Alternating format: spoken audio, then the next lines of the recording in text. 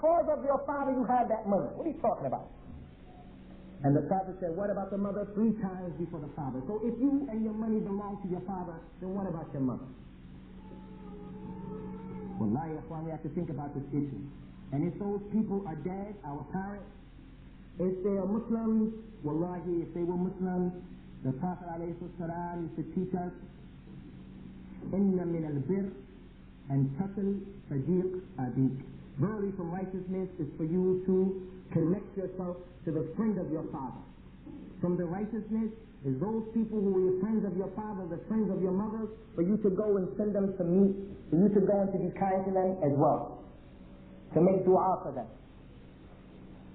So anyway, the point that we wanted to make was that Anas radiallahu ta'ala anhu, he said, the Prophet alayhi salam never said, "Oof" to me, nor did he ever say in 10 years, for something that I did, he never said to me, "Why did you do that?"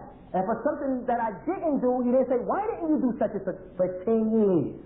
This is how he was with his tongue. So what about us? When we see some problem from one of our kids, and it's natural for the child because his brain, his intellect is incomplete, just like yours was. They call it the terrible two. So when you see your boy trying to put the radio that's working in the tub with his brother, it's because he doesn't understand. So what we have to do is we have to teach them and not abuse them. Beat them to the point where we take off the skin. Release him in Islam fi shay. 10 years, this was the case. Let us look at another incident, how he was with his tongue, sallallahu alayhi wa sallam. Hudayfa ibn al-Yaman, who has the tremendous special characteristic of being the one who took care of the secret of the Prophet sallallahu alaihi wasallam. The Messenger of Allah, remember this ikhwan, is going to come up later on, inshaAllah. Hudayfa ibn al-Yaman, he was the one that the Prophet told him sallallahu alaihi wasallam all of the names of the munafiqeen. Hudayfa ibn al-Yaman, he said so-and-so is a munafiq, so-and-so is a munafiq, so-and-so, he told him everybody's name. Umar al-Khattab said, "Ya Hudayfa, did the Prophet mention me?" Look at Hudayfa, look at these people, ya Shaykh, subhanAllah. Umar, I told you about Abu Bakr, right? Who is Umar? The one who the Prophet ﷺ said, "Oh, salaka Umar fajjan, la salaka shaytan fajjan ghayra fajjihi." If Umar went down the street, shaytan would go down the other street. Not because he was afraid of Umar's lihya and his meat and his bones and his muscles, but he was afraid of Umar's Islam and his taqwa, his understanding. It was Umar al-Khattab who went to Abu Bakr as-Siddiq and told Abu Bakr as-Siddiq, "Look, at this war that we just had with Usamah, all of the people who memorized the Qur'an, they got killed. If we don't start to put this Qur'an together, it's going to be lost." Abu Bakr, he understands Islam? He said, "Yes, this is a good idea. It's a good idea." That idea came from Umar al-Khattab. They went to Anas ibn Thabit. Ya Anas ibn Thabit, Zayd ibn Thabit, Jazakallahu khairah. Zayd ibn Thabit, you were a young man, and we do not accuse you of your religion. You got a good deen. And plus, you used to write the revelation during the time of the Prophet ﷺ. We want you to bring the Qur'an together for the people. Zayd ibn Thabit said, "SubhanAllah, wallahi, if they would have asked me to carry Mount Uhud on my back, it would have been easier than doing what you do. How am I do something that Rasulullah didn't do?" SubhanAllah. Look at this, Akhwan, look at this. Look at Abu Bakr and Umar. Umar, he comes up with this tremendous idea because of his fiqh. He goes to one who is better than him. When he presents the idea to him, the one who is better doesn't become with the cupbearer and say, "I didn't come up with it, get out of here." No, he accepted it. And then those two intelligent men, they saw the importance of using the youth to play a role in our Islam. They went to this young man. Not like our community. We have the youth and all they're worried about is, what's the latest Nikes I'm going to buy? Who's in first place? Who has the highest batting average? The Wu-Tang Clan, do they have a new CD out yet or not? That's all we worried about. They made the young boy ready to carry the Qur'an. And look at the position of the young boy. Wallahi, I'm not going to do anything that Rasulullah didn't do. The people want to celebrate the birthday of the Messenger of Allah sallallahu alaihi wasallam. When you go to them and you say to them, Ya Abdullah, wallahi we love the Rasul and I know you love him. I'm not saying you don't love the Prophet. I know you love him and that's why you're doing what you're doing. But did you know that there is no authentic proof under the sun that would establish unconditionally and unequivocally that the Prophet ﷺ was born Rabi' al-Awwal, the 12th of Rabi' al-Awwal? There's no proof.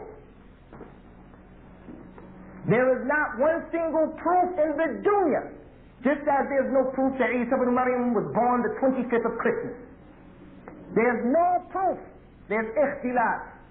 The only thing that we know is that the Prophet ﷺ was born on a Monday in the month or the year of the Fil, Am al-Fil. That's all we know. And he was born on the Monday, so the people said to him, Ya Rasulullah, why do you fast on Monday? He said, Fihi wulidtu wa fihi unzila alayya. On this day I was born, on Monday. And on this day the revelation first came to me. So he worshipped Allah and commemorated that by having taqwa, by having siyam, abstaining. We want to commemorate his birthday on a day we don't even know it's the 12th. Why don't we do it on the 27th of Ramadan? Why don't we do it the 1st of Muharram? Why don't we do it in the middle of Sha'ban? Why don't we do it on any day? It's no proof. So why are you doing it on the 12th? How can you do something that Rasulullah didn't do? Why don't we take the position of Zayd ibn Thabit? How am I going to do something that the Prophet didn't do, sallallahu alayhi wa ala alihi wa sallam? Umar ibn Khattab, radiyallahu ta'ala anhu, he asked Hudayfa, did the Prophet consider me of the munafiqeen? And he's in Jannah. Anyway, Hudayfa, he reported to us. He said, one night, I was with the Prophet sallallahu alayhi wa sallam, and I started to pray with him Salat al-Tahajjud. So he began to read Surah al-Fatiha. And then he started to read Surah al-Baqarah. I said to myself, he's going to make the ruku' after 100 rak'ah, after 100 ayahs. But he kept going. After reading Surah al-Baqarah, he went on to Ali Imran, Surah al-Nisa. He jumped over Ali Imran and started reading Surah al-Nisa. He said, Hudayfa, I hope that he finishes this and then he'll make ruku'. Then after Surah al-Nisa, he read it all. He went back to Ali Imran and he read all of Ali Imran. After that he said Allahu Akbar and went into ruku'. And he said what we say in ruku'. And he remained in ruku' for the same amount of time that he remained in his qiyam. He said in this hadith, while he was reading mutarassilan. He was reading, giving each letter its right, taking his time. Whenever he came by an ayat that said the tasbih, he would say a tasbih. Whenever he came to an ayat that said ask a question, he would ask Allah a question. Oh Allah, give me your paradise. Oh Allah, save me from the hellfire. Oh Allah, save me from the punishment. Whenever he came by an ayat that had the ta'awud, he would seek refuge in Allah. Then he stood up in the qiyam from ruku', and he said, Sami Allahu liman hamida, Rabbana lakal hamd. And he stayed in qiyam for the same amount of time. Then he went into sajda and stayed in sajda for the same amount of time. And then he got up to make the second rak'ah. Now I'm going to ask you brothers and sisters, Surah al-Fatiha, Surah al-Baqarah, and then Surah al-Nisa, and then Ali Imran. How many ayats is that? How many ayats altogether? More than 500. Now, Surah al-Fatiha is 7 ayats. Surah al-Baqarah is 287. Surah al-Nisa is 176. And Surah Ali Imran is 200. That's 670 ayats in one rak'ah. Some of us will be happy and fortunate. Some of us will be fortunate if we memorize a sixth of that. But this is how he spent his time, and this is how he used his tongue. In one rak'ah, 670 ayats. On top of that, as you all know, he spent his time teaching the people of Islam, telling the people, don't do this, don't do that. He said in the authentic hadith, إِنِّي لَأَسْتَغْفِرُ اللَّهِ فِي الْيَوْمِ 70 مَرَّةً. Verily, I ask Allah for forgiveness in one day 70 times. Showing us how much he used to make this istighfar to Allah subhanahu wa ta'ala. So this is the way of the man that we claim that we love, ikhwan, and this is the way that we ourselves should be trying to be like this. Now I don't want to come to you and I just say to you people, I just say it's like this, do like this, we're doing it wrong, we're doing like this. I want to give us some of the solutions to the problem, inshallah. Now that's the problem, we know the problem. Now we want the solution. How can I go about, what can I do now in order to get control over my tongue?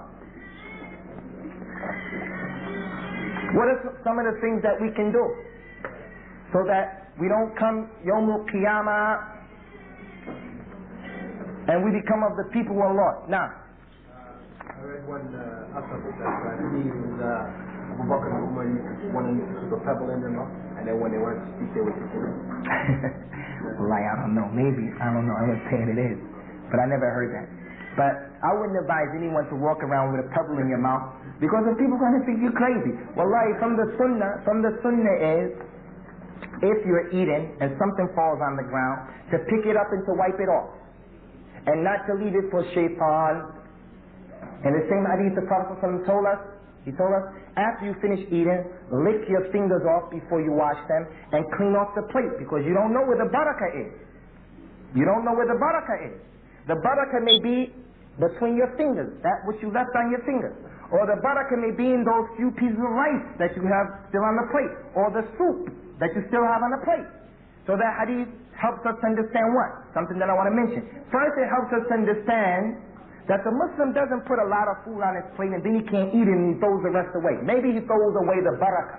He puts a little bit on, after he eats it all, he takes some more, so that he can get the barakah. But the reason why I mentioned this hadith is, these kuffar in this society, if they saw us dropping something on the floor and then picking it up and cleaning it off, they say, well, look, he has no adab. This is the way these people think. They'll say, look, he has no etiquette. He's dirty, he's filthy. But this is our religion. If these people see the Muslim man walking around barefooted, because the Prophet ﷺ kana yamshi hafiyan, he used to walk sometimes barefooted to show his humility. He's the best of the sons of Adam, and he wanted to show the people, but I'm still humble. I'm humble. And he used to walk barefooted. If we were to walk barefooted, the people would look at us and say, you crazy. What about if you were walking around with a pebble in your mouth? The people would say for sure, he's stark raving mad. Every time he wants to talk, he takes the pebble off and he starts it. Then he put it back in his mouth. So I don't know if that hadith is true, that athar, but if it is true, I wouldn't suggest that the people do it today, so that it wouldn't bring a bigger fitna on you, and that's the fitna where the people think that you're majnoon or something like that. One of the ways, ikhwan, obviously, that we can control ourselves and we can save ourselves is simply to be quiet. Simply to be quiet. Everyone should look at himself and say, if I don't have anything good to say, then let me be quiet. As the Prophet ﷺ told us, من كان يؤمن بالله واليوم الآخر فليقل خيرا أو ليصمت. Whoever believes in Allah on the last day, if you believe that you're going to stand before Allah Tabaraka wa Ta'ala Yawmul Qiyamah, and there's a last day, that you're going to be reckoned with and held accountable, then let him say good or let him be quiet. The sister gets so upset at her husband, and rightly so. He's not cooperative. He leaves all of the cleaning to her. He leaves taking care of the children to her. He leaves everything concerning with the house with her. Everything. And on top of that, she's pregnant. Or she just had a baby. She gets so upset and angry that she literally feels her blood boiling over. She gets ready to just scream out and to lash out. She should think and say, if I truly believe in Allah and the last day, let me be quiet, because he's going to get his and I'm going to get mine. The Prophet ﷺ told us in yet another authentic hadith concerning this, Man samata naja. Man samata naja. Only 6 syllables. We should learn this.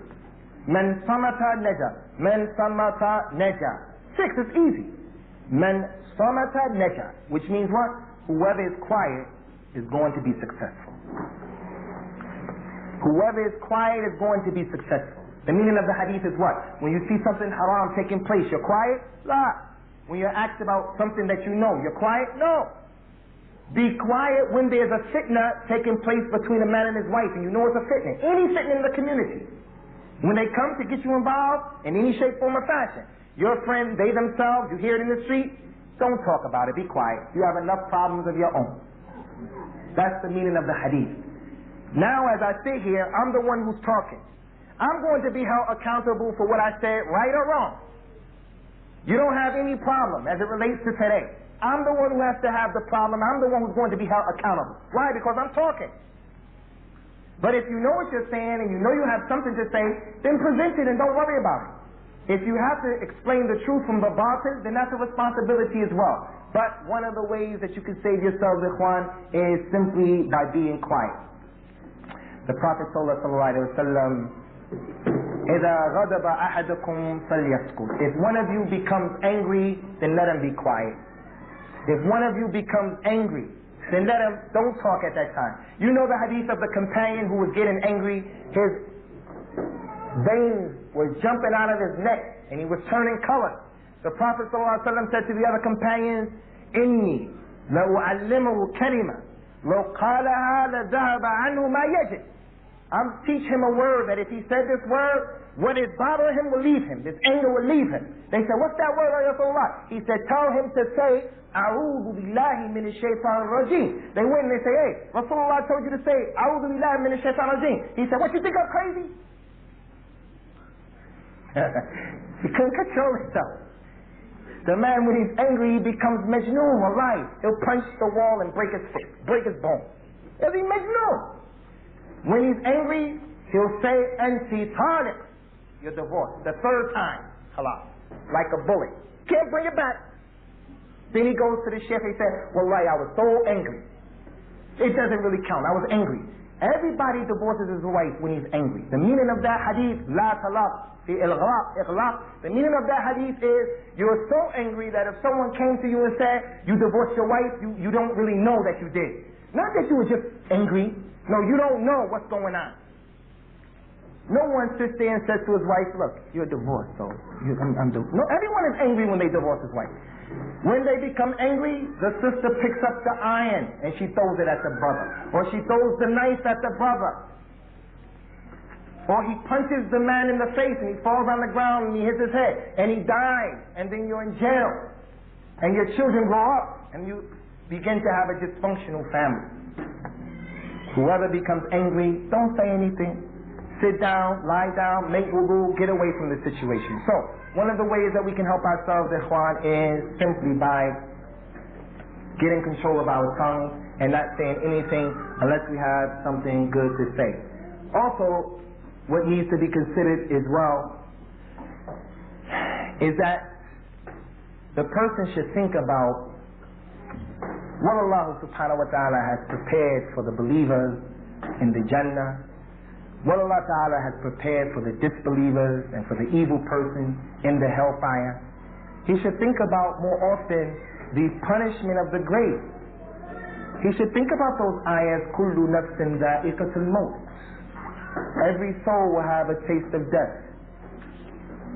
وَإِنَّمَا تُوَفَّوْنَ أُجُورُكُمْ يَوْمَ الْقِيَامَةِ. And you people are going to be given and rewarded what you do, good or bad, يوم القيامة.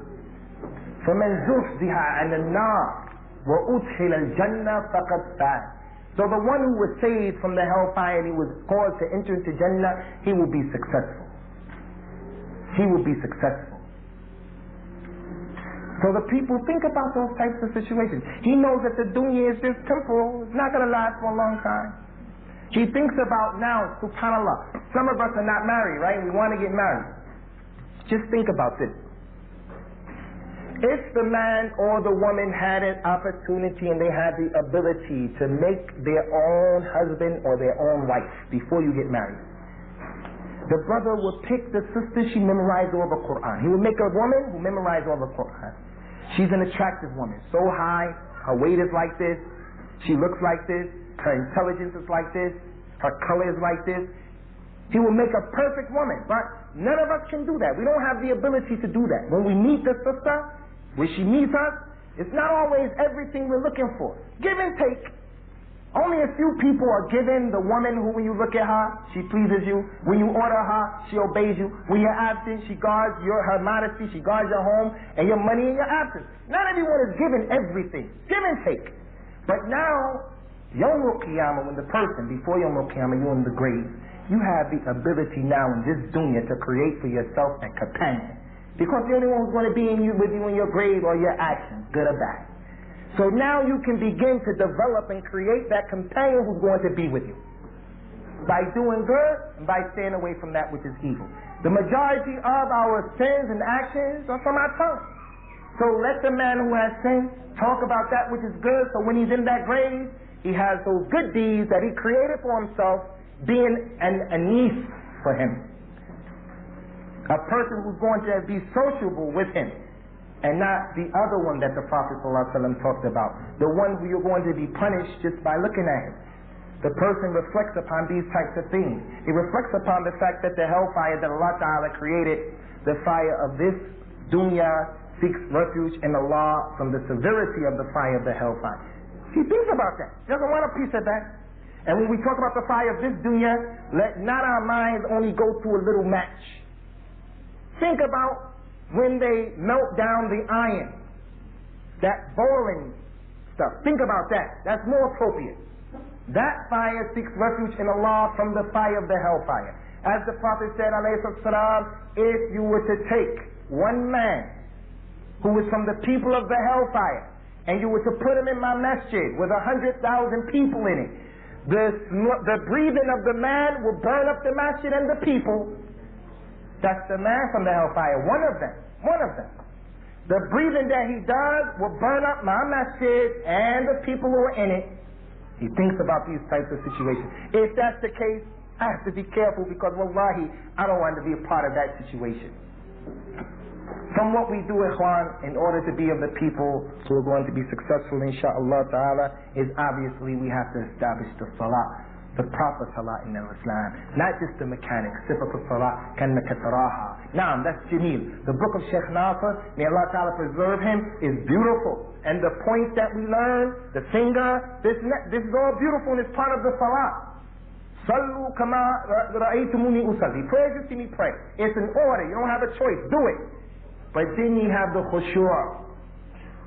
Wasn't he connected to Allah subhanahu wa ta'ala? So Allah tells us about the salah, inna salah tanha an al-fahsha'i wal-munkar. Nowhere in the world a man who's praying 5 times a day or more than that, he's going to have his tongue to be something that's just saying anything.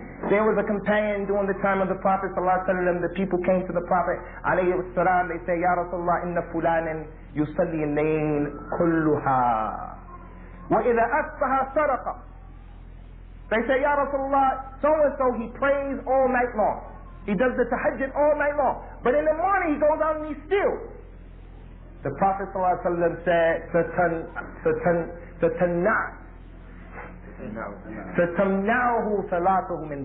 his salah is going to prevent him from doing that. He may be doing that now because maybe he's a new Muslim.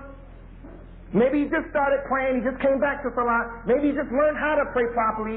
But sooner or later, that prayer that he makes is going to prevent him from being a thief. Finally, ikhwan, and there are many things we can talk about, but finally, one of the ways that we can control ourselves and save ourselves is make the i'tizaz from the people. To stay away from the people. For you to seclude yourself and to minimize your mixing with the people. And in saying that, let me make it perfectly clear that the Prophet told us, sallallahu alayhi wa sallam, al-mu'min alladhi yukhalitu an-nas wa yasbiru ala adhat.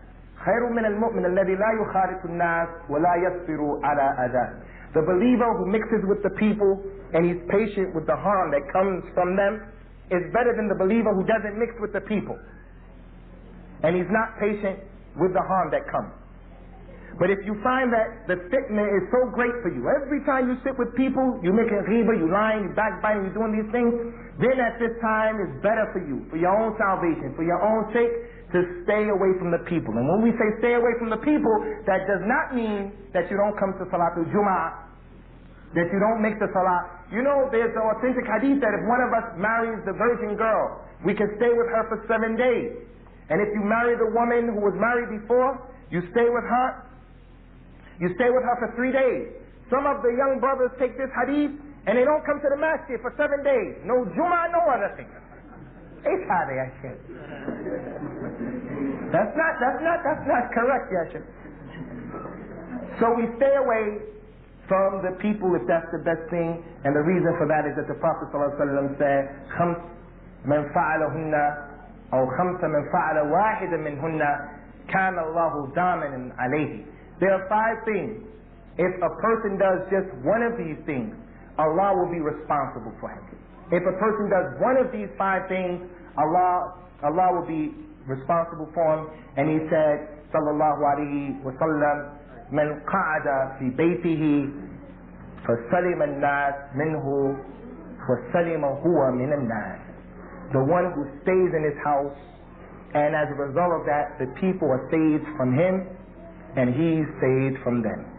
He's not talking about anyone, nor is he hearing anyone else talking about someone else.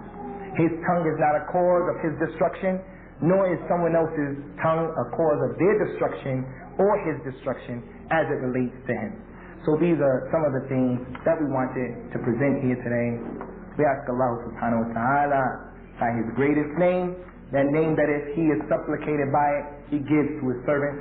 We ask Allah by that name to give us the good in this life and the good in the next life, and to make us of those people who are truthful in word and deed, and to establish us firmly upon the sirat al-mustaqim. أقول قولي هذا وأستغفر الله لي ولكم ونسأل الله سبحانه وتعالى لنا ولكم التوفيق والثبات وصلى الله وسلم على نبينا محمد. أنا لا أدري ما الأمر الآن، إذا كان عندنا الآن فصحى أو شيء، ما الأمر الآن؟ نجيب الآن سنوسي. أوكي السلام يا شيخ سنوسي.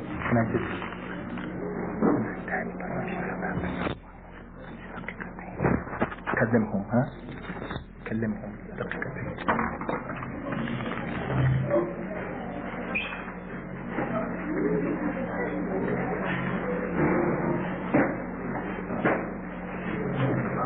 Assalamu alaikum. Not a replacement, just an announcement.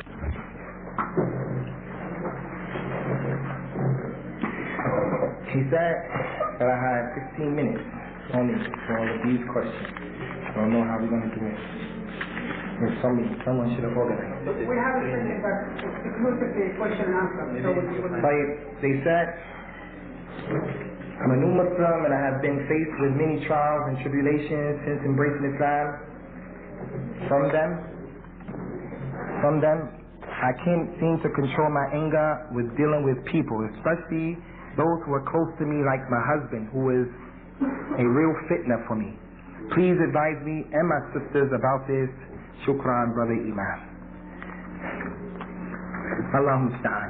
First of all, we make dua to the sister. May Allah Ta'ala give you sakina. May Allah Ta'ala help your situation. May Allah subhanahu wa ta'ala give you the patience that's going to make you strong. In answering this question briefly, inshaAllah ta'ala, let me just say that you need to understand that you have to put the problem in perspective. And you put it in perspective by realizing that the Prophet ﷺ, he told us in authentic hadith, لا يزال البلاء بالمؤمن والمؤمنة في نفسه وولده وماله حتى يلقي الله وليست عليه خطيئة. The believing man and the believing woman will not cease to be tried until they meet Allah, and they won't have on them any sin. So this is just a trial and a tribulation for you, that if you were patient in it, Insha'Allah subhanahu wa ta'ala, you're going to get your reward from Allah subhanahu wa ta'ala. So we ask that Allah gives you the patience. Also, you need to understand, you can put it in perspective by realizing that the Prophet told us, as far as the trials and the tribulations are concerned, he said, إِنَّ أَشَدَّ النَّاسِ بَلَاءً الْأَنْبِيَاءِ ثُمَّ الْأَمْثَلُ فَالْأَمْثَلُ يُبْتَلَى الرَّجُلُ عَلَى حَسَبِ دِينِهِ فإن كان في دينه صلبا اشتد بلاؤه وإن كان في دينه رقة ابتلي على حسب دينه. He said that the people who get the strongest and most severest tests are the prophets, and then the people according to their religion. If a man really has a good religion, then his trials and tribulations are going to be great. If his religion is weak, then his trials and tribulations are going to be easy. The man will be tested and tried according to his religion. So if you have all these trials, maybe, Allahu A'lam, it's an indication that Allah loves you. And he said in another authentic hadith, sallallahu alayhi wa sallam, Inna idham al-jaza' ma'idham al-bala. When Allah Ta'ala, إِذَا أَحَبَّ قَوْمًا ابْتَلَاهُ. Verily the greatest reward comes according to the greatest trial.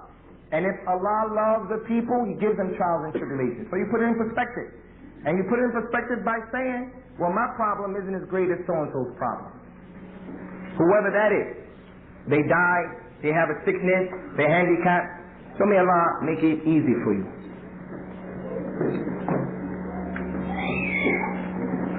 That doesn't have anything to do with it. Can we consider jihad to be the sixth pillar of Islam? And is it more important than the other pillars? As the hadith states, it is the peak of the matter. Can we consider jihad to be the sixth pillar of Islam? And is it more important than the other pillars? As the hadith states, it is the peak of the matter. I believe they talk about the hadith of Mu'adh ibn Jabal that we didn't mention today, the end of the hadith of Mu'adh. That the Prophet ﷺ, he said, وَحَالْ يَكُبُّ النَّاسِ فِي نَارِ جَهَنَّمْ إِلَّا عَلَى وَجُوهِهِمْ إِلَّا حَصَائِفَ أَلْسِنَتِهِمْ. Are the people thrown into the hellfire because of, on their faces, more than what their tongue put forth? Anyway, the beginning of that hadith is that the Prophet said, رَأْسُ الْأَمْرِ الْإِسْلَامِ وَعَمُودُهُ الصَّلَاةِ وَذُرُّةُ السَّنَامِهِ الْجِهَادِ فِي سَبِيلِ اللَّهِ. The Prophet said that the head of this affair is al-Islam. And its pillar is as-salah. And the highest peak is al-jihad fi sabilillah. Some of the people who like jihad so much, they go overboard and they say this is proof that jihad is more important than anything else. La. It's not like this, ikhwan. It's not like this. The 5 pillars of al-Islam are more important than jihad. The hadith that you all know, that's in 40 hadith, Abdullah bin Umar, he said, قال Rasulullah sallallahu alaihi wasallam, بُنِيَ الْإِسْلَامَ عَلَى خَمْسَةٍ. Islam has been built upon 5 things, 5 pillars. He went on to mention, الشهادة, لا إله إلا الله محمد رسول الله, وإقام الصلاة, وإيتاء الزكاة, وصوم رمضان, وحج البيت من استطاع إليه سبيلا. And making the pilgrimage to the house, whoever can do it. There was a student of Abdullah ibn Umar who was sitting there and he said, well, jihad fi sabilillah. The man said, and jihad fi sabilillah. Abdullah ibn Umar said, هكذا حدثنا رسول الله صلى الله عليه وسلم. He said, what I just said, that's what the Prophet said. Don't add anything else on. So because we have such important statements in hadith showing the virtues of jihad, people want to say it's the 6th pillar of Islam. And some scholars said that. But we say, la. Allah said, the Prophet said, Abdullah ibn Umar said, وأنا أقول والصلاة والسلام على رسول الله ولكن علمنا النبي صلى الله عليه وسلم إذا عطس عاطسا نقول الحمد لله على كل حال. He said, and I also say والصلاة والسلام على رسول الله. But the Prophet told us that if one of us sneezes, he should say Alhamdulillah ala kulli hal. Or he should say Alhamdulillah. And then the people will hear that respond. Don't go overboard. They went to our mother Aisha al-Humayra radiyallahu ta'ala anha. The man said, Ya al-Mu'mineen, I had a new child, I want to slaughter a camel. She said, radiyallahu ta'ala anha, the sunnah of the Prophet sallallahu is 2 sheep for the boy, 1 sheep for the girl.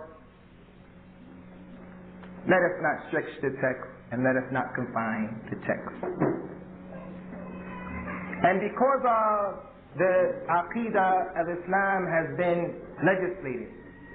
As the Prophet ﷺ said in so many hadiths, أُمِرْتُ أَنْ أُقَاتِلَ النَّاسِ حَتَّى إِيش حَتَّى يَشْهَدُوا أَنْ لَا إِلَهَ إِلَّا اللَّهِ وَأَنَّ مُحَمَّدًا رَسُولُ اللَّهِ. I've been ordered to fight the people until they bear witness that there is no God but Allah, no God worthy of worship except Allah, Muhammad is the messenger. The next question the people said, Inshallah. Some of the writing is no good. You mentioned in your talk how the scholars wrote books dealing with what appears to be contradictions in the Qur'an and the Sunnah. I read a hadith in Bukhari in which Abu Huraira radiallahu ta'ala anhu said, another companion narrated. I read a hadith in Bukhari in which Abu Huraira said, another companion narrated more hadith than he did. But we all know about Abu Huraira. He had the most hadith. How do we understand it?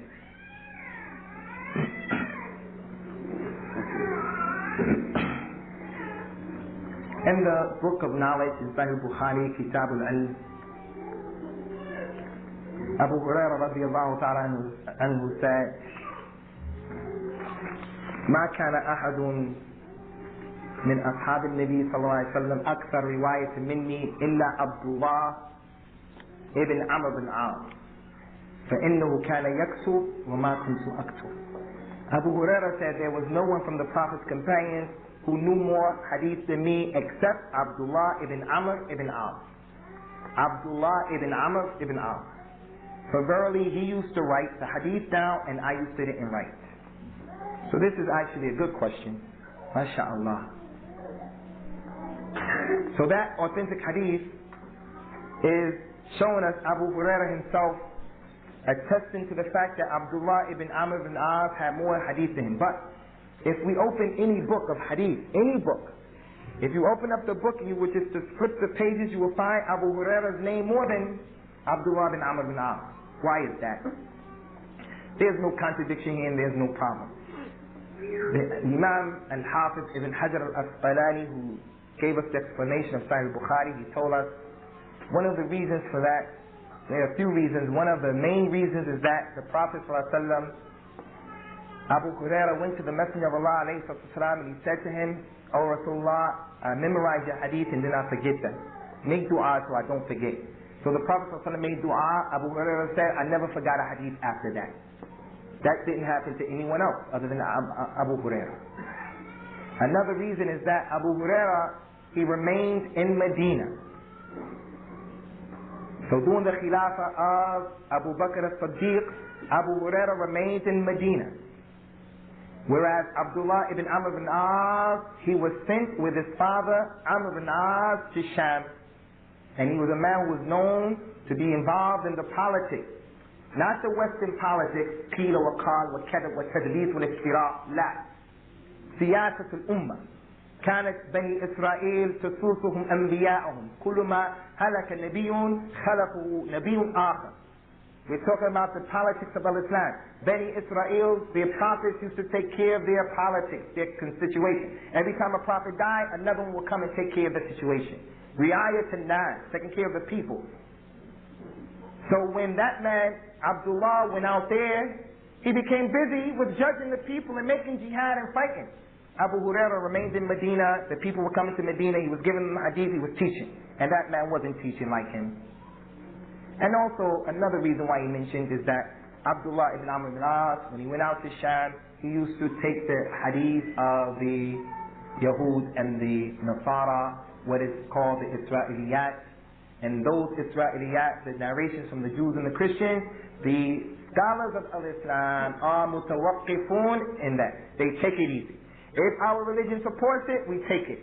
If our religion rejects it, we reject it. If our religion was quiet about it, it don't say anything about it. So those people were known to take a lot of Israeliyat. The scholars were very careful. And Abdullah bin Amr ibn As was from those people, and Allah knows best. He said that my mother went to Ethiopia.